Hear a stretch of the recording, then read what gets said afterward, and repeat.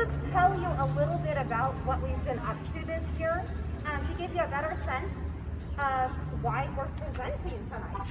So in our classroom, we do a lot of project-based learning, which is basically you get a problem, and then you have to research it, and then you have to try to solve it.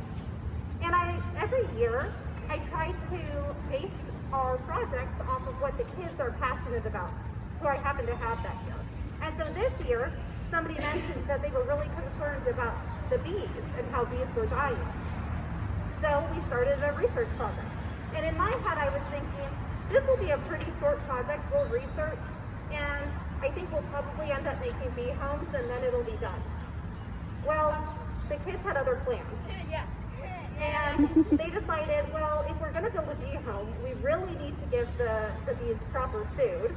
So let's make sure we plant the garden at the school appropriately. And I thought, okay, great, that's going to be an awesome next part, and then we'll be done. But we weren't.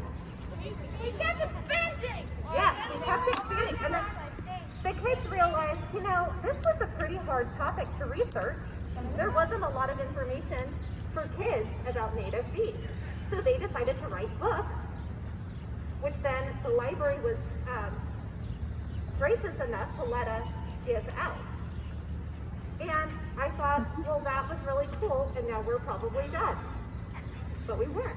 And the library asked us if we would like to do this presentation and help more people in our community know about native bees. And since that was the goal of the students, we absolutely had to say yes. So thank you so much for coming out here, and I'm going to pass it on to the students.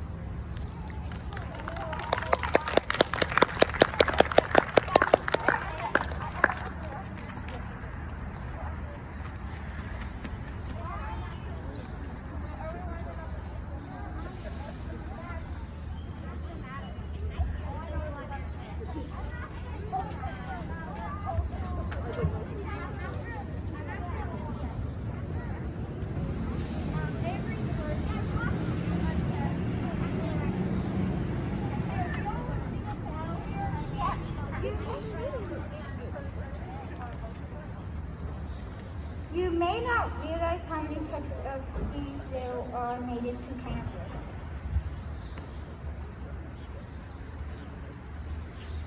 Native means originally from this area.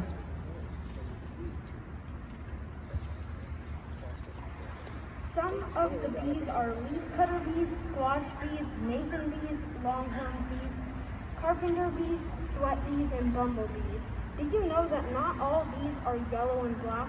These can be white, green and green, and even purple and red. They can be easy to spot, like bumblebees, which can be an inch or longer, or they can be confused for other insects because they are about the same size as a grain of rice. The honeybee is actually non-native and came from New York. It's kind of strange it's a state insect. Actually, that's something we'd like to change. We think it's important to recognize the hardworking insects that come from our area. There's nothing wrong with the honeybee, but we don't like that native bees have been ignored for so long. So why should we even care? We are trying to protect bees, and we're doing it because bees are important to flowers, and there's no reason to kill them. Flowers provide fruit, coffee, seeds, chocolate, and more. Bees and other pollinators care for flowers and help turn them into healthy fruit. But why should you care about native bees? Native bees are more efficient pollinators for all native crops and native flowers. Today we want to tell you how you can help native bees. One way you can help is by not spraying pesticides. Some people don't realize that spray to kill spiders or mosquitoes is also strong enough to kill bees. Even if it's sprayed underground, many native bees burrow down in the ground and would die. It makes the ecosystem unbalanced. This can actually cause a domino effect, which can end up with us getting harmed. Another way to help is to make beehives.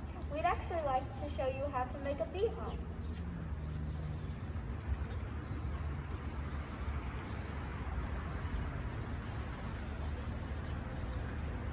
So what's the first thing you need to get? You need to get wood, as much as you need, and how many stories you want. More wood for more stories. Does it need to be a certain length? Yes and no. Different bees like different stuff. So first we're going to want at least a 4x4 cube. It can be a regular cube, it can be a rectangle, but you want it to be big enough for the bee that you're making it for. Next, we're going to need straws. Paper or plastic? I would prefer paper because we don't want to hurt the turtles. So these would be better for bigger bees, and these would be better for smaller bees. Mason bees, I don't really remember the length, but I think it would be this one they'd go for. So it would be 6 inches, and one of these you can fill up one of these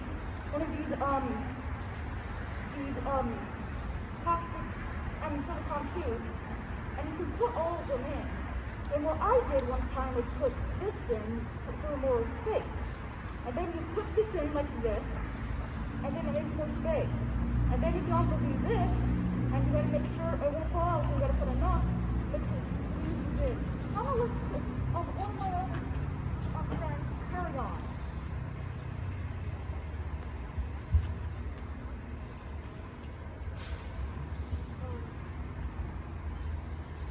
They are now going to demonstrate how full you would want this home to be.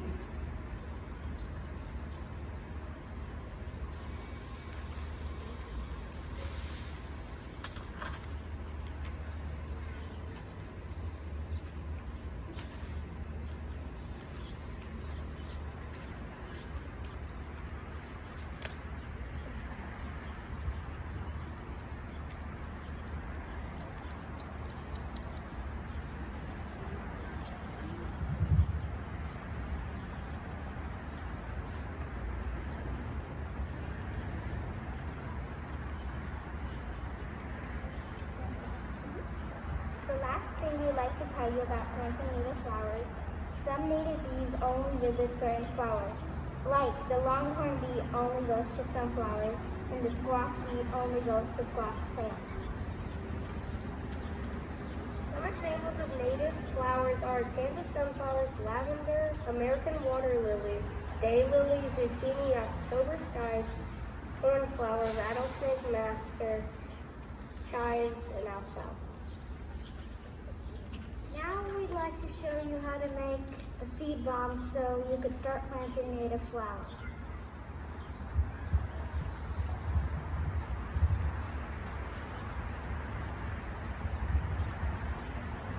First, you need to get some clay and roll it into a ball.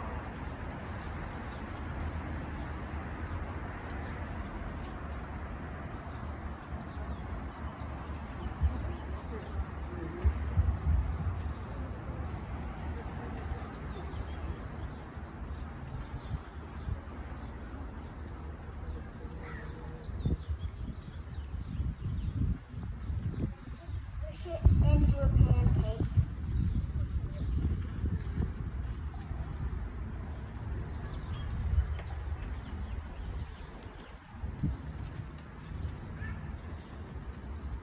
Then you need to put some dirt on it.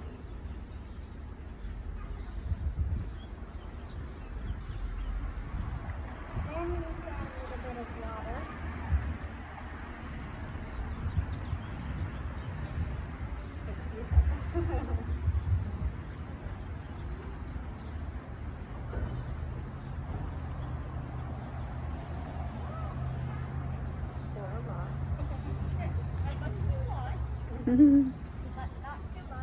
Then you add some seeds.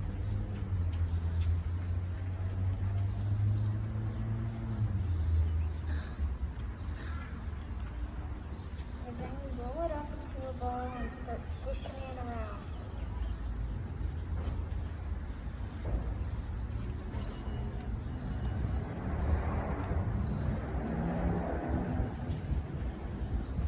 Lily is really working it in so it gets really nice and mixed up. And then Lily, do you think you should wait a while before you plant it or plant it right away? Plant it right away. I actually experimented with putting it late and it didn't work. And please, everybody, if you do this, please wash your hands. I did bring baby wipes. No, you can clean your hands with some baby wipes.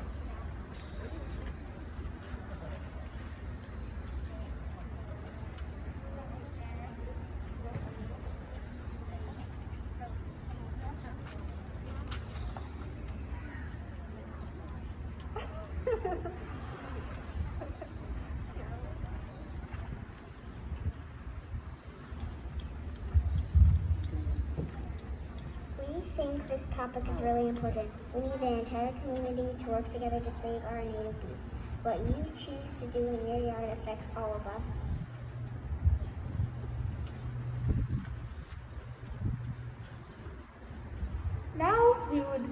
Now we would love to answer any questions for you. Does anybody have a question? You. Okay, I bought one of the houses with the, like that. I've got a source of water and I've got plants that I thought would bring in bees. I'm wondering how long it might take, and it is my mistake that I didn't plant native flowers. If you want native bees, you're going to want to look up what native flowers they want. And it can take a long time, or it can be very long. Like my friend Rex here, he had multiple bees coming in like 2 weeks. He had 15 bees in his bee home in the amount of time of 2 weeks. It can take long, or it can take only a little bit. So I would suggest using wood. I wouldn't suggest using anything sharp because it could hurt the bee. Thank you. Oh. And you're going to want to do it summer or spring. Like a day where it's warmish, but like not that close to spring. Yeah, it's a good time to put the home out. Yeah, because we learned that bees are going to be hibernating, and so if you catch it right at the time when they start waking up and are looking for a new home, that's a really great time. Were there any other questions? You up there? Where do you set the home down? I would suggest buy flowers that the bee would like. Like if it's a native bee, there could be a certain kind of flower that it would like. Some have multiple, some only have one. The longhorn bee only does sunflowers. Also next to usually where puddles build up, but not where the puddle usually builds up, like not exactly on the spot. Because bees like gross, mucky water. This gross, mucky water doesn't attract predators.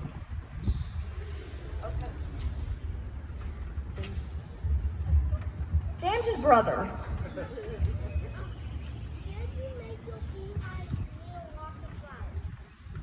I would definitely suggest that. But I would suggest you putting it by the flower that they would like. I would suggest doing some researching because we can't really say everything. Because that would be way too much in this short time in this not that much of time. Mm-hmm. And also about the mucky water thing.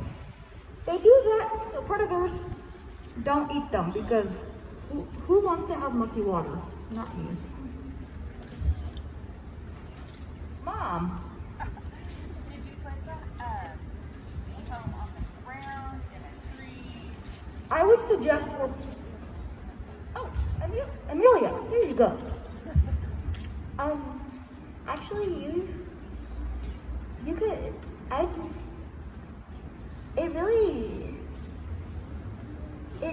it really doesn't matter too much, so.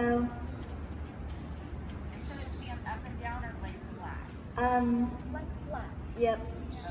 Because the stuff can come out. And where we live, I would suggest putting it by the flowers, like on the porch. But on grass and the dirt. I would say by where you're gonna plant the flowers. Any other questions? Yes, you. Do all kinds of bees die when they sting you, or only certain kinds? That is only the honeybee.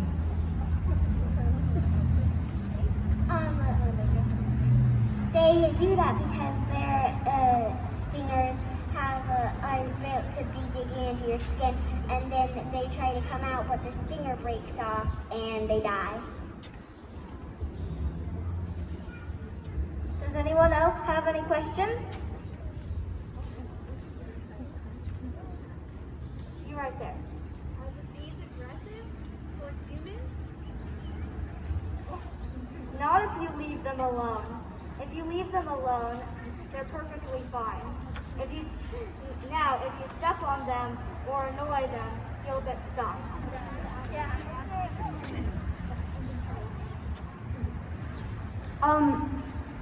But leafcutter bees do sting when handled.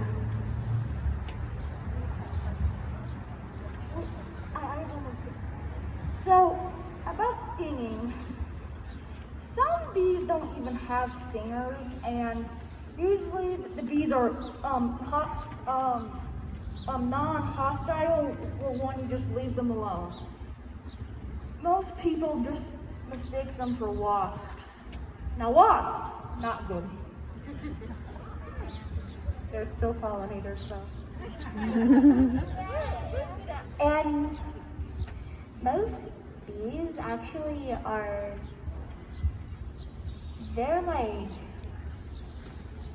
most bees, humans just don't understand, and they will just, people think that bees are very aggressive, but they can be aggressive if they are, like, if they're like, yeah.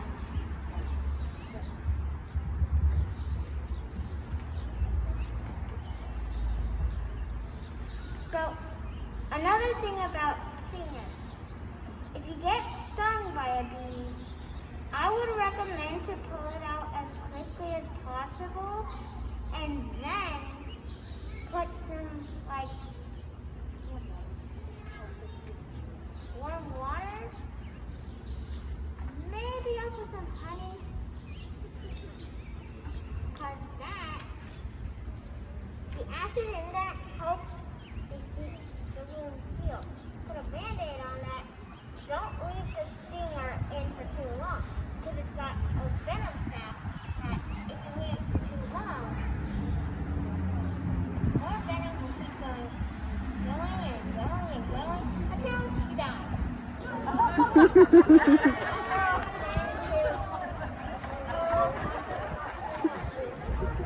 That's not true, people. Debbie's just joking around.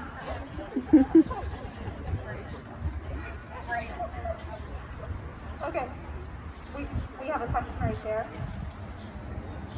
We have a question right here. How do you know where a sweat bee is? Because they're harder to leave alone because they're a lot smaller and you can't really see them. So how do you know where a sweat bee is? Like, how do you know where it's kind of living?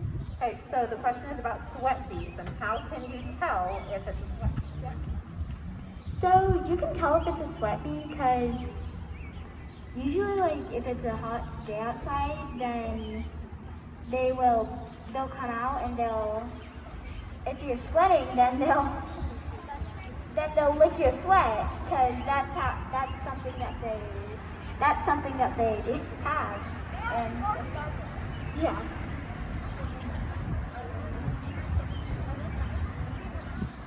Sweat bees live in the ground, so be careful and just not step on a nest, because I had some sweat bee nests in my backyard, and they were terrifying to me, but they might not be terrifying to you.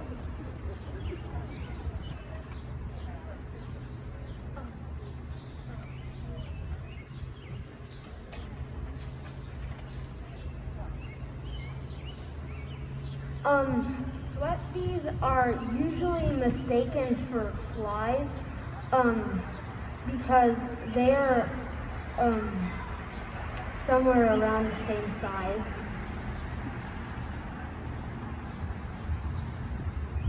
If a bee gets on you, don't move at all, and the bee will just fly away. All right, you guys, we do have supplies for people to make seed bombs. So, students, places please. And the students will be happy to help you make them.